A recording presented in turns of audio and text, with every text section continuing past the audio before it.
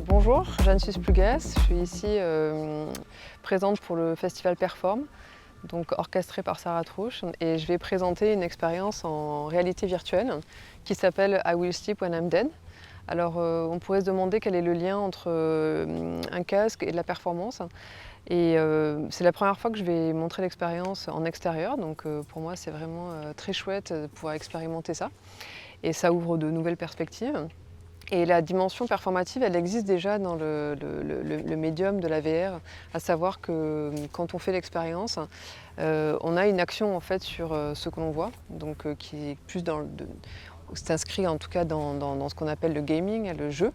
Et du coup, ça, c'est pour moi déjà une dimension performative.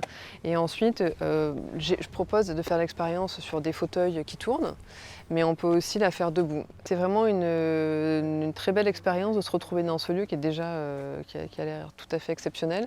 Et pour moi, cette expérience, elle a commencé à être montrée à partir depuis octobre 2020.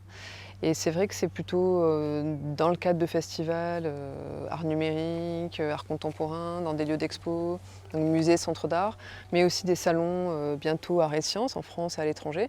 Et là, c'est la première fois que c'est en extérieur et dans un lieu qui est apparemment relativement polyvalent. Et de se retrouver dans un festival en extérieur et dédié à la performance, je trouve que c'est vraiment très intéressant pour moi parce que ça m'oblige aussi à pas à repenser parce que l'expérience elle est faite, mais en tout cas ça ouvre vraiment plein de champs possibles de différentes manières de pouvoir montrer et expérimenter ce qu'est la VR aujourd'hui, parce que la VR ça reste encore très expérimental, et notamment dans le champ de l'art contemporain. Donc il y a plein d'expériences déjà de l'ordre de la performance qui sont plus proches des arts vivants. Mais moi je suis peut-être dans une zone qui est un petit peu plus floue, donc ça m'intéresse de pouvoir l'expérimenter et on va voir comment les gens réagissent dès ce soir. Moi quand j'ai pensé cette expérience, je voulais vraiment qu'elle soit dans la continuité de mon travail voilà, d'artiste et rester dans mes thématiques de recherche. Mais je voulais pas enlever la dimension du jeu, parce qu'en fait la VR à la base c'est quand même connu pour le jeu. Donc souvent on joue avec les manettes.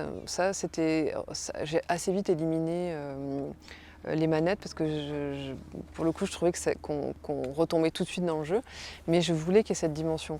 Donc en fait il y a une technique qui s'appelle le eye tracking, et en fait selon où on regarde, si on regarde à gauche, eh ben là je suis en train de spoiler un peu le truc pour les gens qui vont expérimenter ce soir, parce qu'en principe je ne le dis pas, mais en tout cas selon ce qu'ils vont regarder, ils ne vont pas faire le même voyage. Donc personne ne peut faire le même voyage. En fait c'est impossible, parce qu'il y a plus d'une trentaine de pensées dites actives, donc qui ont une influence sur la navigation.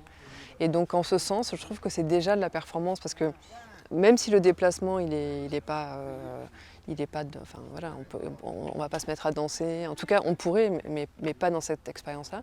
On a quand même un déplacement qui se fait. Donc même si c'est juste tourner comme ça, ou si on le fait debout, on peut faire quelque part. On est déjà quand même dans une dimension performative.